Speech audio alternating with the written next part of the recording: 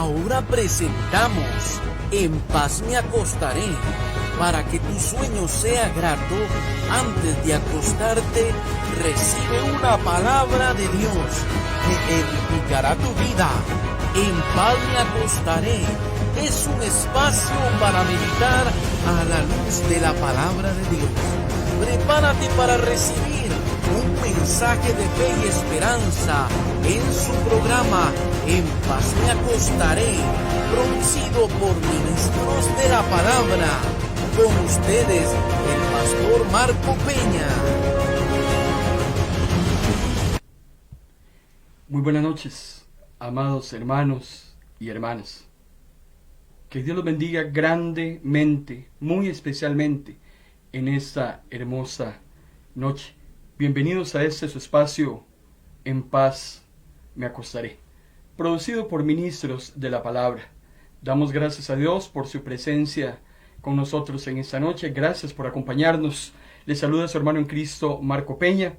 Lunes, miércoles, viernes y domingo tenemos un compromiso con cada uno de ustedes en este su espacio.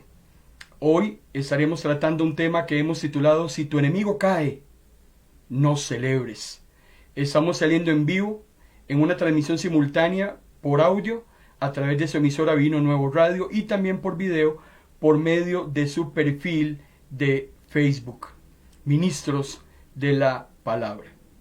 Antes de que iniciemos, ¿qué le parece si oramos? Padre, una vez más, gracias por ese privilegio que nos das, Señor, de estar delante de tu presencia. Gracias, Señor, porque nos das la posibilidad de poder abrir tu palabra y enseñar verdad en medio de tanta mentira, Señor, que este mundo se debate. Que tu Espíritu Santo nos guíe en esta noche a toda verdad y que tu nombre sea glorificado. Motiva cada corazón que en esta noche se va a conectar para recibir tu palabra. Que fluya en esta noche, Señor, tu voz, tu amor, tu paz. Gracias, en el nombre de Jesús. Amén y amén. Si tu enemigo cae, no celebres. Ese es el tema que estamos desarrollando en esta noche. Tal vez usted le ha pasado en alguna oportunidad. Los seres humanos, por naturaleza, nos reímos cuando a alguien le sucede algo malo. Algunos lo hacen por maldad, otros lo hacen de una manera involuntaria. No sé si a usted le ha pasado alguna vez que cuando alguien va por la calle y se tropieza, se cae, inmediatamente a uno le provoca risa. Hay todo un estudio científico referente a este tema. Sin embargo, uno inmediatamente reacciona y actúa de una manera diferente y hasta se atreve a ayudarle a esa persona a levantarse o acomodarse, qué sé yo. Uno participaría para que esa persona entonces vuelva a la normalidad. Vamos a ver a la luz de la Biblia en esta noche, amado hermano y hermana, que de cualquier manera los hijos e hijas de Dios, porque este mensaje es para los hijos e hijas de Dios, de cualquier manera, un creyente o una creyente nunca se debería alegrar de lo malo que le pueda suceder a una persona, porque no es bueno delante de Dios, no es agradable para Él que nosotros nos alegremos de las desgracias ajenas. Aquí no estoy hablando de un resbalón, aquí estoy hablando de un sufrimiento, de una desgracia, de un dolor ajeno, y que peligrosamente nosotros, por una u otra razón, como lo vamos a analizar ahora, podríamos entrar en este tema de burlarnos, de alegrarnos o de reírnos. Salomón en el Proverbio 17, versículo 5, es muy categórico cuando dice el que se burla, sinónimo de mofarse o escarnecerse. El que se burla del pobre ofende a su creador. Sinónimo de ofensa, insulto, afrenta. Y el que se alegra de verlo sufriendo, en su desgracia, en su ruina, en su calamidad, no quedará sin castigo. Esta palabra que vamos a ver en esta noche, amado hermano y hermana, es bastante seria, porque el que se burla de un pobre o de alguna desgracia, al que ofende es al creador de esa persona. Y el que se alegra viendo sufrir a otro en su desgracia, dice la palabra del Señor, que no va a quedar impune en su castigo. Yo quisiera que fuéramos a la Biblia, adicionalmente en el libro profético de Ezequiel, capítulo 25, versículo del 1 al 4, porque los argumentos que sustentamos en nuestros temas siempre tienen que ir de la mano con la palabra del Señor. Es muy importante que no olvidemos ese concepto. Ezequiel 25 del 1 al 4 nos habla acerca de un acontecimiento en el que se han involucrado los amonitas y los israelitas. Ahora vamos a hacer una comparación y una explicación más detallada. Por el momento voy a leer los primeros 4 versículos. Dirige tu vista, dice Dios, hacia la tierra de Amón y profetiza contra su pueblo. Diles, escucha lo que el Señor dice, por cuanto se burlaron de mi templo que fue destruido. Eso fue allá por el año 586 y lo hizo Nabucodonosor de Babilonia. Y también se burlaron de Israel en su angustia, hablando del reino del norte allá por el año 722, y los invasores en ese otro caso fueron los asirios. Dice la palabra del Señor. Los amonitas se rieron de Judá cuando fue llevada cautiva. Yo permitiré que los beduinos del desierto, los que viven al oriente de ustedes, invadan su tierra. Lo que nos está diciendo el Señor en esta noche a través de esos 4 versículos es que cuando la nación de Israel estaba siendo oprimida, el reino de Judá por los babilonios y el reino del norte por los asirios, dice que los amonitas se rieron de Judá cuando se la llevaron cautiva. Ahora, ¿quiénes eran los amonitas? Deuteronomio capítulo 2, versículo 19, nos dice, y entrarán en la tierra de los amonitas, que son descendientes de Lot. O sea, los amonitas y los judíos eran parientes, y estaban emparentados por medio de Lot, porque la hija menor de Lot cometió incesto con su papá, y el hijo que nace de ese incesto fueron los amonitas. La hija mayor también comete incesto con su padre, lo embriagan, Lot no lo sabe, ellas quedan embarazadas, la mayor sería la madre de los moabitas y la menor sería la madre de los amonitas. Entonces, amonitas e israelitas son familia, y esto es muy importante que lo hagamos notar.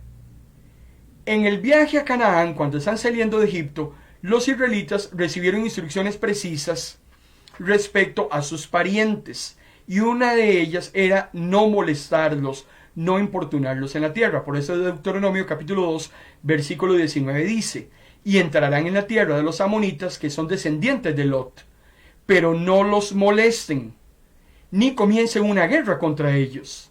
A los amonitas les he dado el territorio de Amón como propiedad, y a ustedes no les daré ninguna parte de la tierra de ellos. Dios quería que los israelitas respetaran a sus parientes, los amonitas, y que conforme avanzaran a la tierra de Canaán, no molestaran a sus familiares. Sin embargo, los amonitas, como lo vimos ahora anteriormente en Ezequiel, era una nación que más bien odiaba a su familia, en este caso a los judíos, y en vez de ser consistentes con el trato de los israelitas hacia ellos, ellos más bien se burlaron cuando las naciones opresoras los llevaron cautivos. Sin embargo, hermano y hermana, tenemos que entender que todo mal que le hagamos a alguna persona, tarde o temprano se nos va a devolver, porque el mal se devuelve. Si uno no viene arrepentido al Señor por la falta cometida, ese mal tarde o temprano nos va a causar un efecto boomerang, se nos va a devolver. Y eso fue lo que Ezequiel capítulo 25 versículos 6 y 7 nos dice a continuación. El Señor dice, por cuanto aplaudieron y bailotearon y vitorearon alegremente ante la destrucción de mi pueblo, yo te castigaré, Amón, con mucho rigor, entregándolos a muchas naciones para que sean maltratados. Los haré desaparecer como nación para siempre. Los destruiré y entonces sabrán, dice Dios, que yo soy el Señor. Y hermano y hermana, cielo y tierra pasan. Pasan los deseos de la carne, pasan las pasiones de la vida, pero la palabra del Señor permanece para siempre. Y lo que Dios dice que va a suceder, según su palabra, sucederá. Y los amonitas terminaron siendo arrasados. En la época de los macabeos, allá por el año 165, por ahí, los macabeos acabaron con la tierra de Amón. Nunca más se volvió a saber de ellos, porque cuando uno hace un daño, al final de los finales, va a recibir también ese daño. Otro caso muy interesante que está en la Biblia sucedió con una nación que se llamaba Tiro. Y lamentablemente Judá está en ruina. Nabucodonosor también en el año 586, mientras los amonitas se estaban burlando de los judíos, los de Tiro estaban aprovechándose de la ruina de los judíos, porque también hay gente que se aprovecha siempre de la desgracia y del sufrimiento ajeno para sacar provecho propio. Y eso ante Dios es desagradable. Ezequiel capítulo 26, versículo 1 y 2 dice: Tiro se ha puesto muy contenta por la caída de Jerusalén, diciendo: bien, ella, hablando de Judá, que controlaba las lucrativas rutas comerciales de norte a sur a lo largo de la costa y a lo largo del curso del río Jordán, ha sido quebrada, y yo soy la heredera. En el contexto histórico, tanto la ciudad de Tiro como la ciudad de Judá se habían caracterizado por ser grandes rutas comerciales y competían entre ellas por ver cuál era la mejor ruta. Ahora que Judá está en desgracia por la invasión babilónica, Tiro se queda sola en el mercado, en la economía.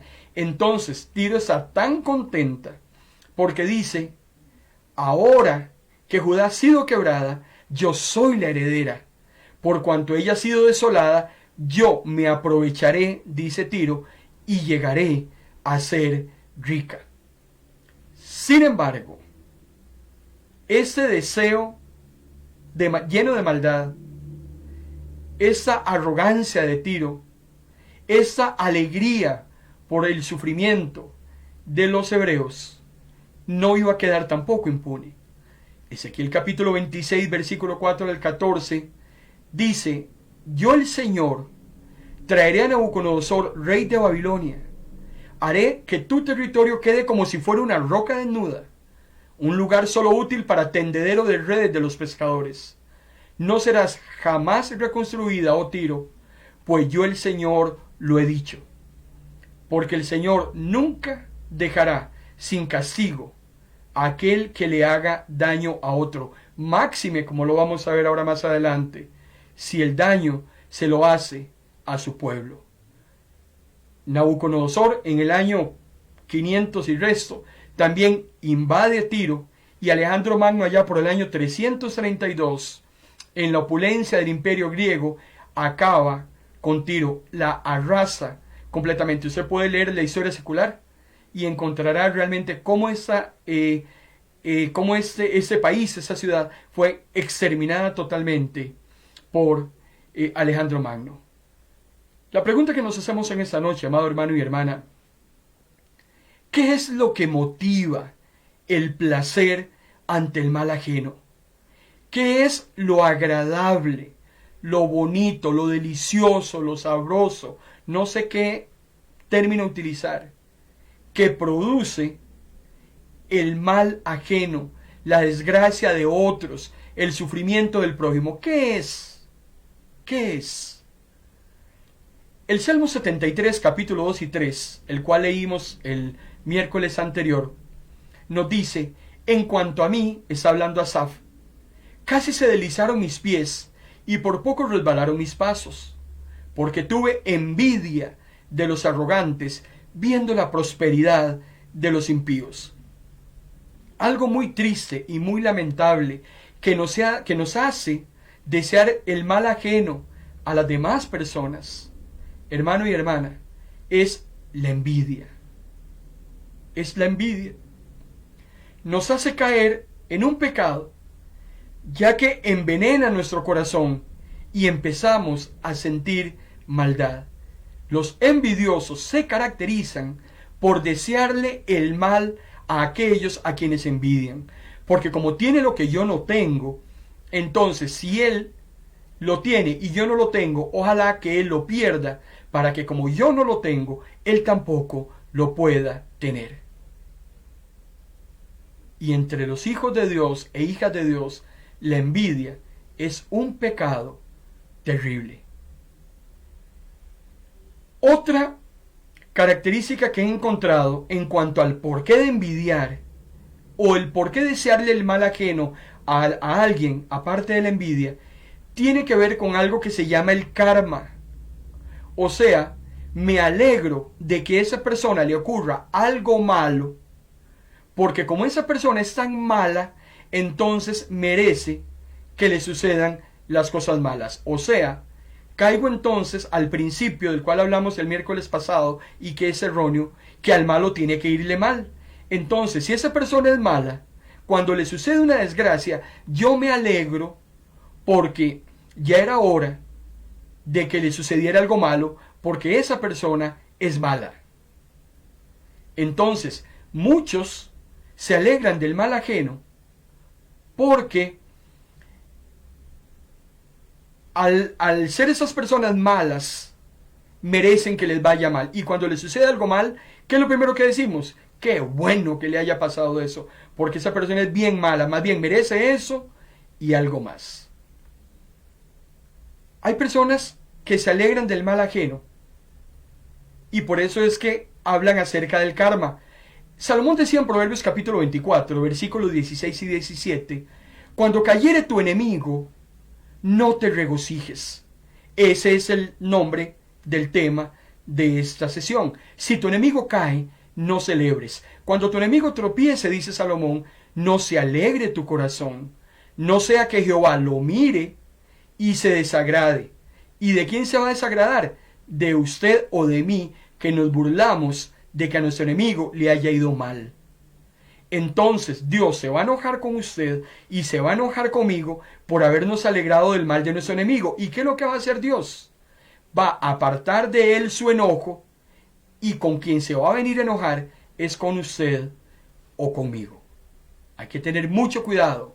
Si nuestro enemigo cae, lo menos que nosotros podemos hacer es celebrarlo. Dios no le ha asignado a usted, ni me ha asignado a mí, la labor de hacer señalamientos a los demás. Sin importar cuán terribles hayan sido sus acciones, el mal que haya hecho otro no me permite a mí, no me faculta, no me da ese poder o esa autoridad para que yo haga señalamientos respecto a lo que esas personas hayan hecho. Este tipo de conducta, la de señalar, la de juzgar, la de menospreciar a los demás, la de alegrarnos porque les vaya mal, es una conducta desagradable delante de Dios. Yo no sé si usted no lo sabía. Una cosa, como lo vamos a ver ahora más adelante, es que yo le otorgue a Dios el poder que me represente y que saque la venganza, que juzgue el Señor y que no sea yo el que juzgue o me vengue por alguna falta cometida. Pero es muy peligroso el que yo entre en este tipo de situaciones, en el tema de la venganza, en el tema de alegrarme que a mi enemigo le vaya mal, porque eso a Dios le desagrada. Porque muchas veces el tema de la venganza, que solo le corresponde a Dios, peligrosamente nosotros llegamos a ejercerlo, y eso es algo que los hijos e hijas de Dios tienen vedado. Nosotros no estamos autorizados a vengarnos sobre una afrenta que nos hayan hecho. Gálatas capítulo 6 versículo 7 dice, no os engañéis, dice Pablo, Dios no puede ser burlado, porque todo lo que el hombre sembrare, eso también segará. Si usted siembra violencia, va a cosechar violencia. Si usted siembra venganza, va a cosechar venganza. Véalo así. en las bandas de narcotráfico, estas bandas que andan en la calle. Uno le mata a uno al otro y luego el otro en venganza le mata a uno y están en eso. Uno le mata a uno, me mata a uno, le mato a uno, me mata a otro y en eso pasan todo el tiempo. Porque la violencia engendra violencia. Muchos se alegran que a otros les vaya mal porque rivalizan. Entonces yo soy tan contento de que al otro se le tuerzan las cosas porque es mi competidor. Es el caso que vimos ahora con Tiro. Como Tiro y Judá tenían una competencia en una actividad, entonces cuando a Judá le cayó la desgracia de la cautividad, Tiro se alegra. ¿Por qué? Porque entonces ya no quedan competidores y ya se queda totalmente solo. ¿Quiénes hicieron algo como esto? Marcos capítulo 3, versículo 6 nos dice: los fariseos salieron de la sinagoga y enseguida se reunieron con los partidarios del rey Herodes y juntos comenzaron a hacer planes para matar a Jesús. ¿Por qué los fariseos querían ver muerto a Jesús? ¿Por qué los herodianos querían ver muerto a Jesús? Porque Jesús para ellos, Jesús era competencia. Jesús estaba robando el show. Y ellos no lo iban a permitir. Jesús les estaba restando autoridad religiosa a los fariseos y autoridad política a los herodianos. Pero aquí hay algo muy interesante. Los herodianos y los judíos se odiaban a muerte. Y usted puede leerlo en la historia secular antes del nacimiento de Cristo. Pero hay un dicho que dice: el enemigo de mi enemigo es mi amigo. Entonces, enemigos acérrimos, herodianos y fariseos, se juntan y se convierten en amigos con un solo objetivo, y es asesinar a Jesús. Otras personas les desean el mal a los demás, también por un sentimiento de inferioridad.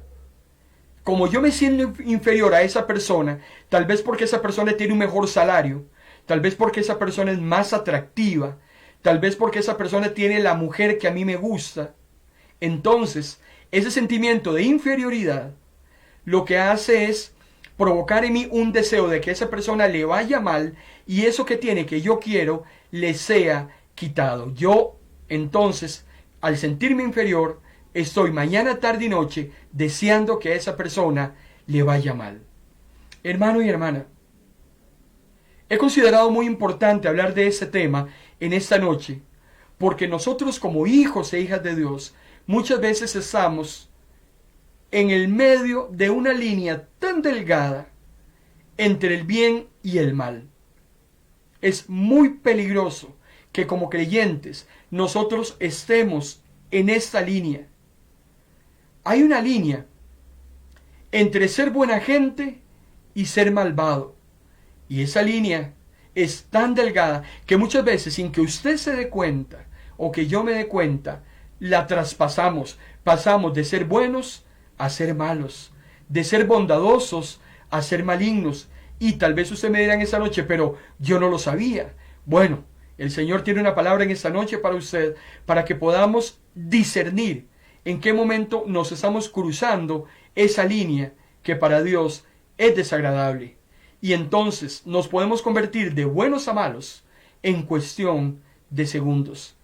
Salomón dice en Proverbios capítulo 21, versículo 10: desea el mal el alma del impío, no tendrá compasión de su prójimo. La Biblia es clara, diáfana. Aquí no se necesita mucha hermenéutica, mucha exégesis, mucha apologética. Olvídese de eso. La Biblia es clara cuando dice que el mal lo desea el alma del impío. Una persona impía siempre andará deseándole el mal a los demás. Si somos creyentes y le estamos en ese momento deseando el mal a alguna persona, hermano y hermana, peligrosamente estamos pasando de ser buenos a ser malos. Y nos llamamos creyentes. Y asistimos a todos los cultos. Y nos sabemos todas las melodías. Y servimos en la iglesia. Pero si yo estoy deseándole el mal a alguna persona, Salomón dice en Proverbios 21:10 que los únicos que le desean el mal a los demás se llaman impíos. El que tiene oídos para oír en esta noche, es importante que oiga. Yo no me puedo llamar hijo de Dios o hija de Dios si le deseo el mal a otro. Porque cuando yo le deseo el mal a los demás, porque creo que esas personas son malas, entonces yo me termino convirtiendo en una persona más mala que ellos. Y para que a usted le vaya bien en la vida, o para que a mí me vaya bien en la vida, yo no necesito, ni usted necesita, que al otro le vaya mal. Los hijos e hijas de Dios no actuamos de esa manera. Nosotros no necesitamos que a los demás les vaya mal para que a nosotros nos vaya bien. Y peor aún, cuando yo comparo mis logros con los logros de los demás, es terrible, porque yo deseo entonces que a esas personas le vaya mal porque tal vez yo no he logrado lo que ellos han logrado, o yo no tengo lo que ellos tienen, y eso al Señor no le agrada para nada. Hay un libro profético muy pequeñito que se llama Abdías. Yo le voy a invitar para que a partir de las 9 de la noche usted, por favor, pueda conectarse a nuestro perfil de Facebook, y a las 9 de la noche usted va a encontrar ese mensaje grabado. Como todos nuestros mensajes quedan grabados para que usted después los pueda repasar. Si usted no tiene tiempo de anotar todas las citas bíblicas que estamos mencionando, lo podrá hacer con toda la calma después de esta transmisión, una vez que termine y que el mensaje queda grabado en el perfil. Por ahora le voy a mencionar que hay un libro profético muy pequeñito que se llama Abdías. Y Abdías habla acerca de una profecía, valga la redundancia, y esa profecía es contra los edomitas, contra Edom. ¿Y por qué es importante que hagamos esa mención? Lo vamos a ver a continuación. Primero que nada, leamos el libro de Abdías, el capítulo 1, versículo del 2 al 4. Dice la palabra del Señor: Edom, te humillaré entre las naciones, te haré insignificante y despreciable. Te sientes muy seguro, Edom, porque vives en una zona difícil de conquistar, entre rocas altas e inaccesibles. ¿Quién podrá alcanzarnos allá arriba?, preguntas con jactancia. No seas necio, aunque te encumbres tan alto como las águilas, y pongas tus ciudades en zonas tan altas y aparentemente seguras, ahí llegaré para castigarte, dice el Señor. Abdías fue un profeta 900 años antes de Cristo aproximadamente, que escribió el libro más pequeñito de la Biblia. Es un libro de un solo capítulo. Contiene lo que se llama una proclama de juicio de Dios contra los edomitas. Los edomitas eran descendientes de Esaú. Y usted recuerda que Esaú era hermano de Jacob. Y Jacob es el papá de las 12 tribus. O sea que Israel y Edom están emparentados, son familia. Sin embargo, cuando viene la calamidad sobre Judá, también en el año 586, al igual que Tiro y al igual que Amón, Edom o los edomitas se regocijan de esa calamidad que le está sucediendo a la nación de Israel. Pero como lo vamos a ver ahora, no solamente hay un regocijo. Continúa el libro de Abdías en el capítulo 1, versículo 10 y 11, cuando nos dice: ¿Y por qué voy a castigar a Edom de tal manera? Porque el Señor anuncia el castigo y también dice por qué los va a castigar. Hermano y hermana, Dios no castiga al azar. A mí me duele mucho cuando yo escucho a personas impías, incrédulas, hablando de un Dios y lo ven como un Dios castigador. Me duele mucho escuchar cuando la gente dice: ¿dónde está Dios en ese momento en Afganistán? ¿Dónde estaba Dios cuando sucedió lo del 11 de septiembre allá en el año 2001? ¿Dónde estaba Dios cuando han sucedido las grandes desgracias de esta humanidad. Porque lo primero que el hombre inicuo e impío hace es responsabilizar a Dios de las propias malas decisiones que nosotros hemos tomado y que nos ha llevado al lugar donde nos encontramos en este momento. Dios no es un Dios que castiga al azar. Dios no es un Dios que castiga simplemente porque no tiene nada mejor que hacer. El hombre y la mujer que van a ir a recibir el castigo eterno en el lago de fuego, antes de ir a morar por la eternidad a ese lugar de tormento, serán llamados, según Apocalipsis capítulo 20, para que les sea leídas las acciones, una por una, del por qué fueron a dar al lago de fuego, lo que hicieron en vida y de lo cual nunca se arrepintieron, les será leído. Habrá fotografías, habrá videos, mostrando claramente el por qué serán castigados. Dios no castiga al azar. Y Dios le dice a Edom por qué es que lo va a castigar. Primero le dice, yo te voy a castigar. Y en segundo le dice, y te voy a decir por qué. Abdías capítulo 1, versículo 10. Por lo que le hiciste a los israelitas, dice Dios. Los descendientes de tu hermano Jacob. Lo que le hiciste a tu familia. Esto te va a suceder, número 1, por haber abandonado a Israel en el tiempo de su necesidad. Porque los viste cautivos, menesterosos, tristes, y no hiciste absolutamente nada, los dejaste abandonados. Pero también te voy a castigar, porque te quedaste mirando sin mover un dedo para ayudarlos, cuando los invasores se los llevaban. Y lo peor que hiciste, le dice, es que participaste del saqueo. Tras que el imperio invasor los saqueó, los edomitas participaron en el saqueo de los judíos para su propio provecho. ¡Qué lástima! ¡Qué lástima y qué doloroso es ver a personas que les va bien en la vida y aún así se alegran del daño o de la desgracia de los demás? Porque ni siquiera toman de lo que tienen para ayudarle al pobre, al necesitado. Peor aún, tras que no le ayudan ni le dan nada al que necesita, más bien se alegran de ver la desgracia que está pasando la otra persona. Y más triste es todavía ver que aunque yo esté sufriendo, me alegro del sufrimiento del otro. Tal como lo hemos visto con los amonitas, tal como lo hemos visto con los edomitas.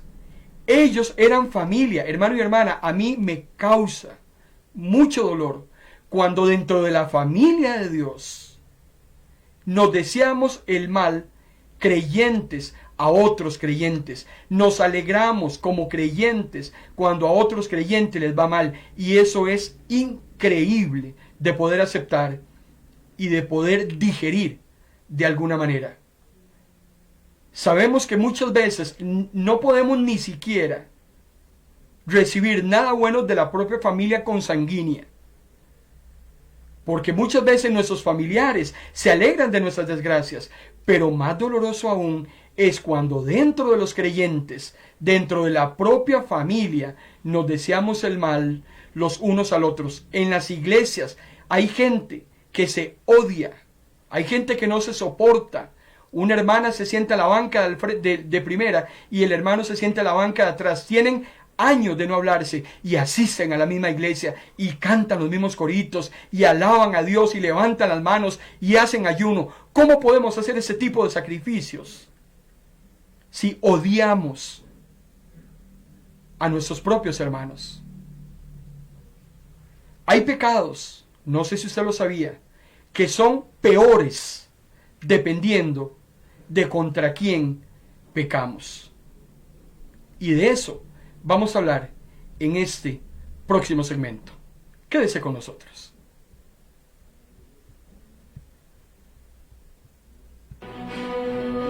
Esta señal es de Pino Nuevo Radio.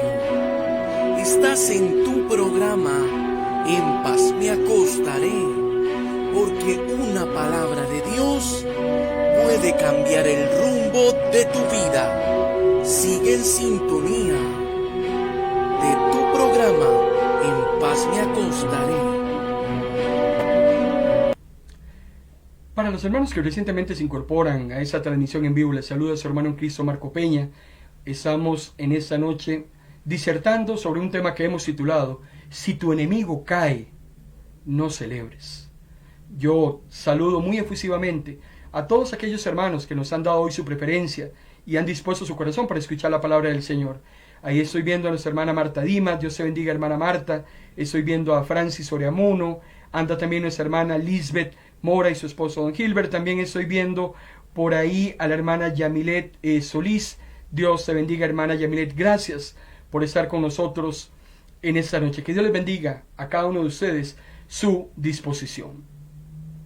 Hay pecados, hermano y hermana, que son peores dependiendo de contra quién pecamos. Israel y Edom tenían un ancestro común. Y ese, usted sabe, Israel es Jacob, Edom es Esaú. El papá de ellos dos era Isaac. Isaac es el papá de Jacob y de Esaú. Eran familia. Y lo triste era que el pecado que Esaú está cometiendo contra su hermano Jacob y sus descendientes era peor, porque lo está haciendo contra su propia familia. Cuando pecas contra tu propia familia, el pecado cometido es peor. Cuando pecas contra un creyente, que también es familia tuya, hijos e hijas de Dios, el pecado contra ese creyente para ti es más gravoso. Es pecado tratar mal a alguien, pero es peor tratar mal a un hermano o a una hermana de la cruz, a un hermano o a una hermana de Cristo, aquel que delante de Dios decimos que le amamos. Es muy triste entrar en este tipo de situaciones. Yo recuerdo cuando Jesús está sentado en la mesa, en la última cena con sus hombres, Juan capítulo 13, versículo 21 y 22. Qué triste cuando Jesús se siente profundamente conmovido. Léalo, versículo 21 y 22 de Juan 13. Jesús dice: les aseguro que uno de ustedes, que ha estado conmigo todo este tiempo, que ha sido mi discípulo, que me ha visto reír, que me ha visto llorar, que hemos comido juntos, que hemos servido juntos, uno de ustedes, dice Jesús, me va a entregar. Y empezaron a verse entre unos y otros y a preguntarse: Señor, ¿seré yo? Y es cuando Jesús dice: el que va a recibir el pedazo de pan que voy a mojar en la salsa. Jesús lo moja, se lo da a Judas y le dice: Judas. Inmediatamente Satanás entra al corazón de Judas y Jesús le dice: Judas, apúrate a hacer lo que has planeado. Judas había planeado hacerle un daño a Jesús. Judas había traicionado a su amigo. Salmo 41, versículo 9. Hasta mi mejor amigo, en quien yo más confiaba y con quien compartía mi pan, se ha puesto en contra mía. Así es que, hermano y hermana, los que ya tenemos muchos años en el ministerio, ya pasamos por donde asustan. Llega un momento en que uno cuesta mucho que crea. Cuesta mucho, hermano y hermana, que uno se trague muy fácilmente adulaciones, palmaditas en la espalda, besos. Y si hablamos de besos, con un beso fue entregado nuestro Señor Jesús. Números capítulo 20, versículo 14 al 16 nos cuenta el odio constante que los edomitas le tenían a Israel. Porque cuando Israel llega a Cades, le manda un mensaje al rey de Edom para decirle que si le daba permiso de atravesar su tierra para poder continuar hacia la tierra prometida. Los israelitas no podían molestar a sus familiares, como lo vimos ahora con Amón. Entonces Moisés le pide permiso al rey de Edom para poder pasar por su tierra. Sin embargo, aunque Moisés le prometió no tocar los plantíos, no tocar los viñedos, no tocar ni siquiera el agua de Edom, el rey le dijo: no voy a permitir que pasen por mi territorio. Si ustedes entran, yo les voy a hacer frente con mi ejército. Y entonces Israel tuvo que dar la vuelta porque su propia familia no le permitió que pasara por su tierra. Los edomitas hicieron mucho daño y constantemente se enfrentaron contra los judíos. Usted y yo sabemos que el rey Herodes era descendiente también de Edom. El rey Herodes era un edomita. Nada más imagínense. Y se cumple todavía en esta época, cuando el rey Herodes intentó asesinar al niño Jesús, israelita, descendiente de Jacob, cuando apenas tenía 2 años. El conflicto familiar, el odio hacia los hijos de Dios se mantenía todavía en esta época. Pero continúa diciéndonos el libro de Abdías, en el capítulo 1, versículos 12 y 13, ¿por qué ese odio tan grande que le tenían los edomitas a los israelitas? Dios le dice: ve a Edom, usted no tenía que haber actuado así. Usted, en primer lugar, se alegró cuando se llevaron cautivos a los judíos a tierras extrañas. Usted no se debió haber alegrado en su día de infortunio. Usted no se debió haber burlado de cuando a los judíos les estaba yendo mal. Pero peor aún, usted entró en la tierra de Israel el día de su desgracia y la saqueó, porque tras de cuernos palos, tras de que se burló de la nación de Israel, también ayudó a saquearla. Y peor, te enriqueciste, le dice Dios, a sus expensas, y estabas feliz viendo su lamentable situación. Hermano y hermana, Dios no deja nada impune. Cualquier injusticia, cualquier maldad, cualquier burla por una desgracia ajena, tarde o temprano, el Señor la va a demandar. Y le sigue diciendo, versículo 14 del único capítulo: te paraste en las encrucijadas para matar a los que trataban de escapar, porque tras de que se burló de los cautivos, ayudó a matar a muchos que empezaron a escaparse por otros lados. Capturaste a los sobrevivientes y los entregaste a tus enemigos en el tiempo de su terrible angustia.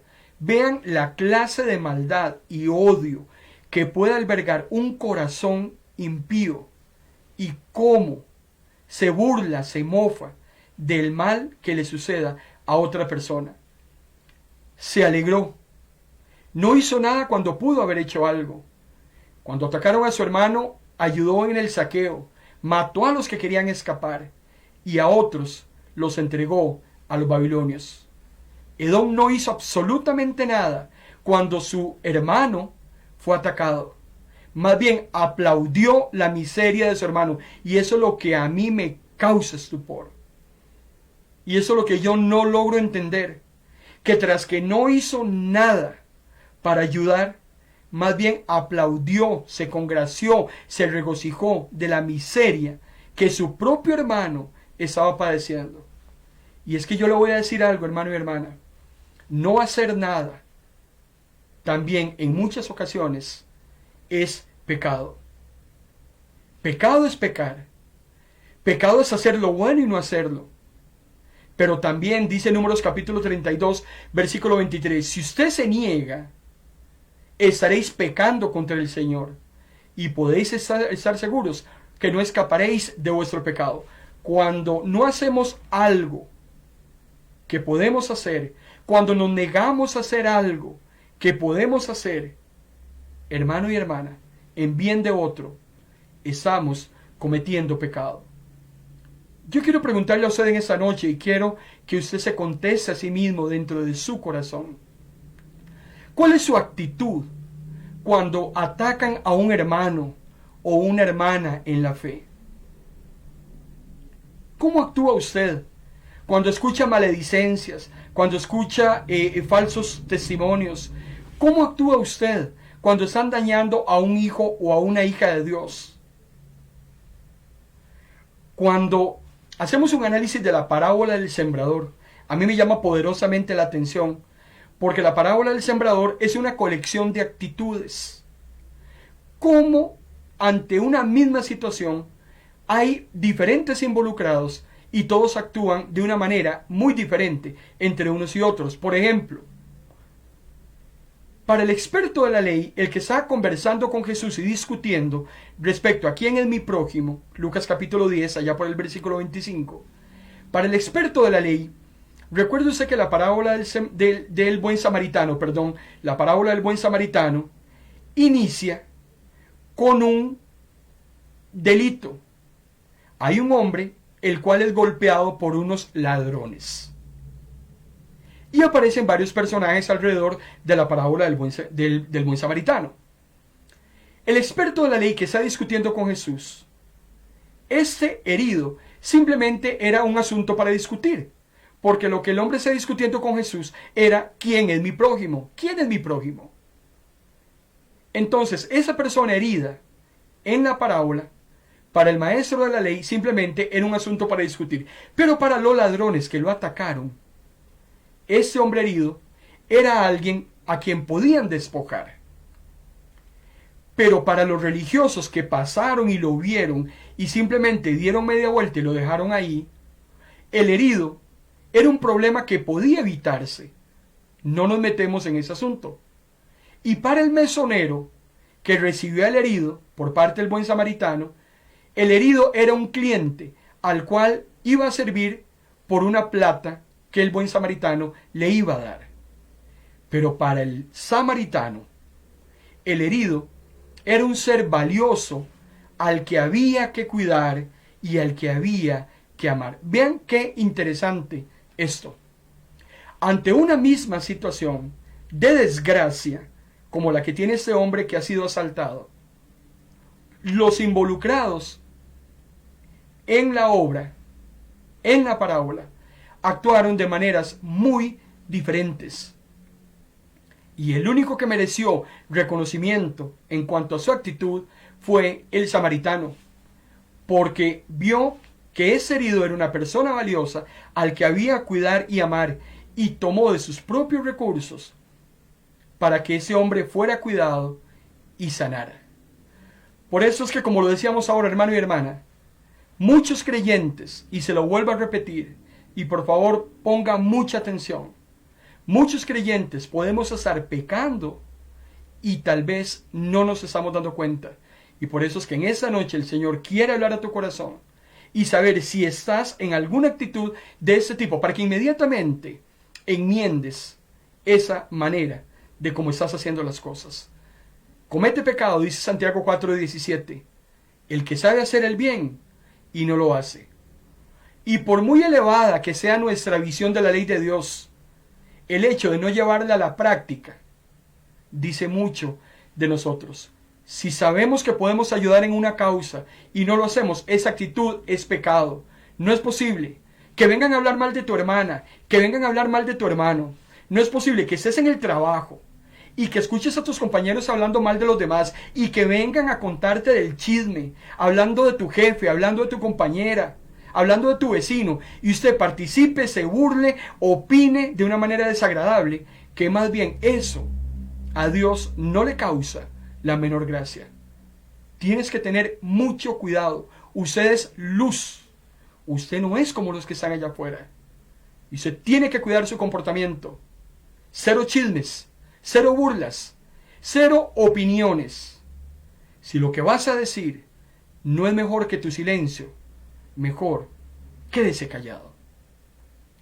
Porque no hay orgullo ni soberbia, hermano y hermana, que Dios no destruya. Edom se jactaba de donde vivía.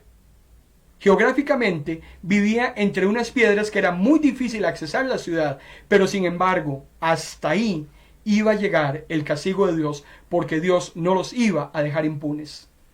El Señor nos dice a usted y a mí en esta noche, Abdías capítulo 1, versículo 15 y 16, que la venganza le pertenece a Dios. A usted no le corresponde vengarse, mucho menos burlarse de cuando su enemigo le va mal. Dice Abdías, ya se acerca el día en que el Señor castigará a todas las naciones. Edom, lo que tú hiciste con otros, se te hará contigo. El daño que le causaste a Israel se volverá contra ti, y recibirá lo que mereces. El contenido amargo de una gran copa, sí, la beberán, a causa del castigo que les impondré. Se tambalearán y luego desaparecerán de la historia. Será como si nunca hubieran existido en las naciones. El mismo Isaías, hablando de Edom, en el capítulo 63, versículo 4, ha llegado la hora, dice Dios, de cobrar venganza por mi pueblo, de rescatar a mi pueblo de sus opresores. Va a llegar el día, hermano y hermana, en que cualquier injusticia que se haya cometido contra ti, el Señor la va a demandar. Pero déjale eso al Señor. No es bueno que estés amargado, porque cuando deseas algo malo contra otra persona, es exactamente como si estuvieras tomándote un veneno en contra tuya, esperando que ese otro se muera. El veneno se lo está tomando usted. Romanos capítulo 12, versículo 19, Pablo dice, no se tomen la justicia por ustedes mismos. Queridos hermanos, dejen que sea Dios el que castigue. Según dice la Escritura, a mí me corresponde, dice Dios, a mí me corresponde castigar. Yo daré, dice Dios, a cada cual su merecido. De cada palabra, hermano y hermana, que haya salido de nuestra boca, tendremos que dar cuentas a Dios. Y máxime, cuando hemos utilizado esas palabras para dañar, para denigrar a otras personas. Líbrenos Dios de caer en este tipo de situaciones. Lo que Edom hizo con el pueblo de Dios, Dios lo hizo con ellos.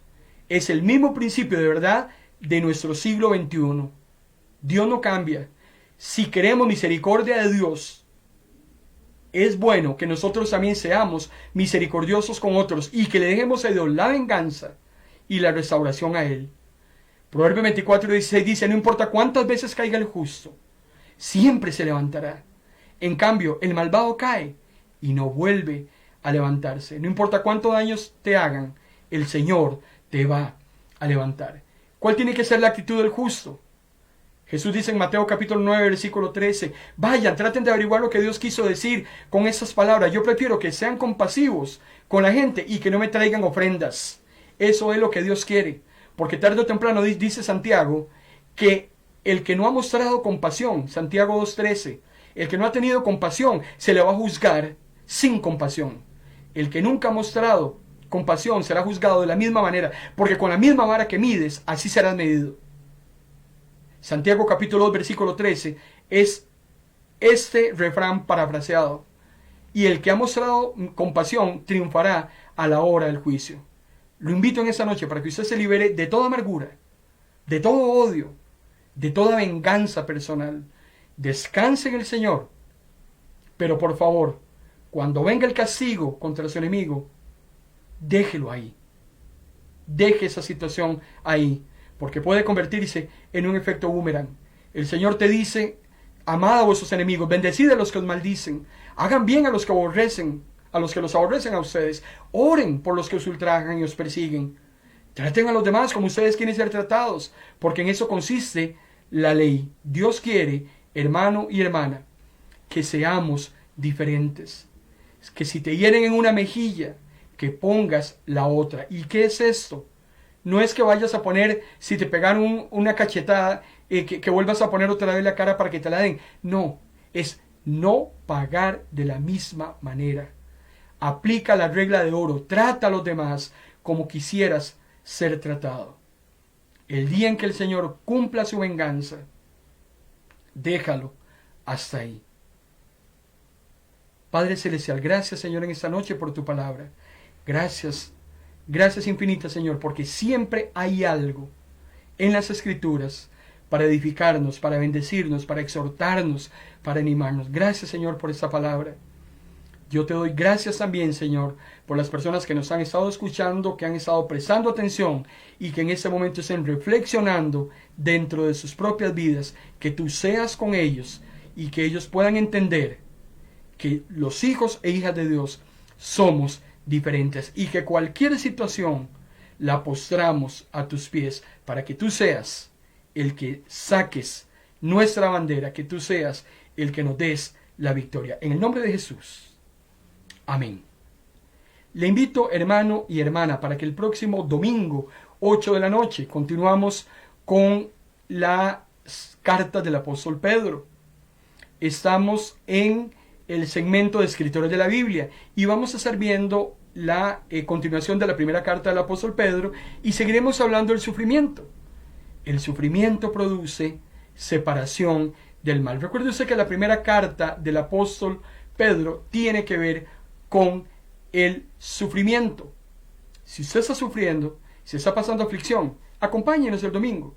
Hay una palabra del Señor para todos aquellos que sufren. Pero sepa algo, sin sufrimiento, sin dolor, no puede haber gloria. Y eso solo lo pueden entender los hijos e hijas de Dios. Le bendigo en esta noche, en el nombre del Padre, en el nombre del Hijo y en el nombre del Espíritu Santo. Buenas noches.